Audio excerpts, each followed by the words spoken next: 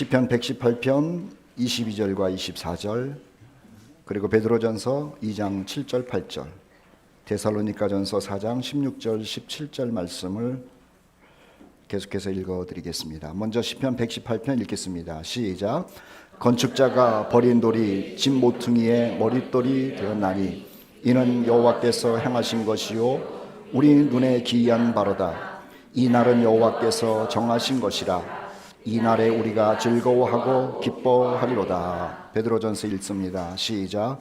그러므로 믿는 너희에게는 보배이나 믿지 아니하는 자에게는 건축자들이 버린 그 돌이 모퉁이의 머릿돌이 되고 또한 부딪히는 돌과 걸려 넘어지게 하는 바위가 되었다 하였느니라.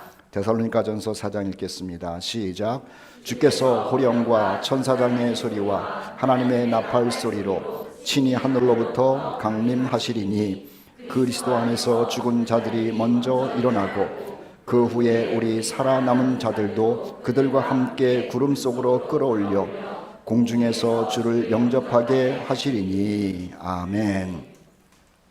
오늘은 코너스톤 공동체 시리즈 설교 마지막으로 우리 공동체는 사라져야 한다라는 말씀을 드리려고 그래요. 교회가 수천 년 동안 계속해서 지속이 되어 왔죠. 그런데 영원토록 교회가 지속이 된다는 말은 성경에 없습니다. 우리 주 예수 그리스도께서 공중에 재림하시면 주님의 교회는 모두 사라져서 공중으로 올라가게 될 것이죠. 그렇기 때문에 우리 교회의 궁극적인 목적은 사라지는 거라고 하는 거예요. 그것이 주께서 우리에게 말씀하신 것이고 사도들이 우리에게 알려준 것이고 우리는 주님과 사도가 우리에게 전해준 그 말씀을 가지고 꿈을 꾸는 겁니다. 코너스톤 공동체는 얼마 후에 반드시 사라져야 되는 것이죠. 그런데 어디로 사라지느냐 하면은 우리 주님 공중에 오실 때 그곳으로 사라진다라고 하는 거예요.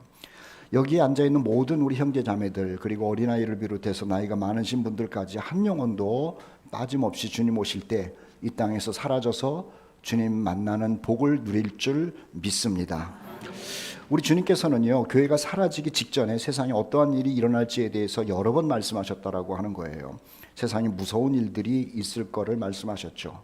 그리고 그 무서운 일들을 우리가 감당하기가 어려울 때쯤 되면, 다시요, 무서운 일들이 일어나는데 그 무서운 일들을 우리가 감당하기 어려울 때쯤 되면 우리 교회를 그리고 우리 교회의 성도들을 공중으로 피하게 하실 것을 약속하신 거예요. 그러면 우리는 지금 이 세상을 살면서 이 땅에서 일어나는 일들에 대해서 주의하고 살피고 있어야 되는 것이죠. 정말 무서운 일들이 많이 일어나고 있습니다. 제일 많이 이야기되는 것이 기후 문제죠. 그리고 자연재해 문제입니다. 근데 단순히 기후와 자연재해 문제가 아니라 이 기후와 자연재해가 우리에게 가져다 주는 파급 효과가 굉장하다는 거예요. 농사가 안 되는 거죠. 바다도 뒤집어져서 바다에도 먹을 게 없다는 거죠. 얼마 전에 유튜브를 보고 있는데 커피에 대해서 얘기가 나오더라고요.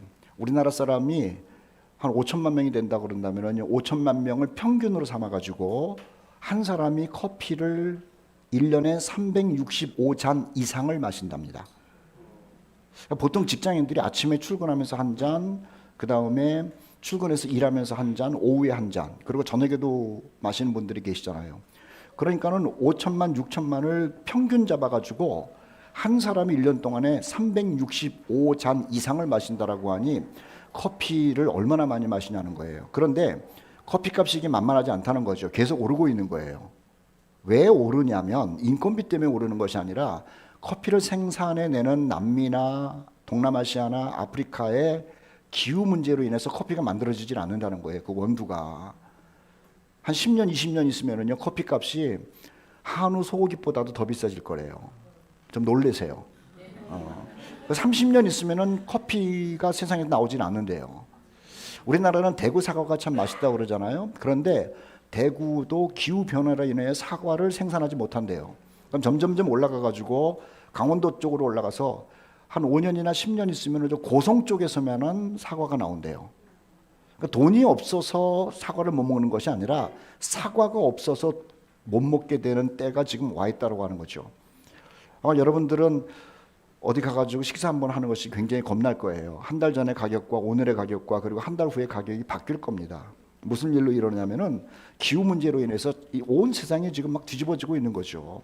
그럴 때에 걱정은 하되 우리 주님께서 공중에 재림하실 것을 기억하면서 살라고 하셨던 거죠. 전쟁의 소식도 마찬가지 아니에요? 우리가 살아온 이 역사 가운데 이렇게 전쟁이 곳곳에서 일어난 적은 없습니다. 온통 전쟁터라고 하는 거예요. 참 두려운 얘기고 또 그런 일이 벌어지지 않으면 좋겠습니다만은 한반도에서도 언제 전쟁이 터질지 우리는 예측을 못하는 거죠.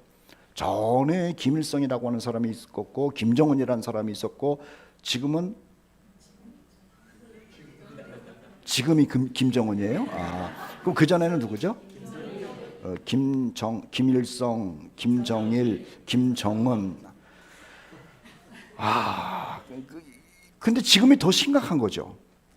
러시아하고 중국의 그 대표들이 만나가지고 한반도 전쟁 문제를 얘기를 했다고 하니 이게 그냥 막 숨막히는 거예요. 근데 여기 있는 분들은 전혀 숨막히는 것 같지가 않아요. 지금 언제 이게 터질지 몰라요.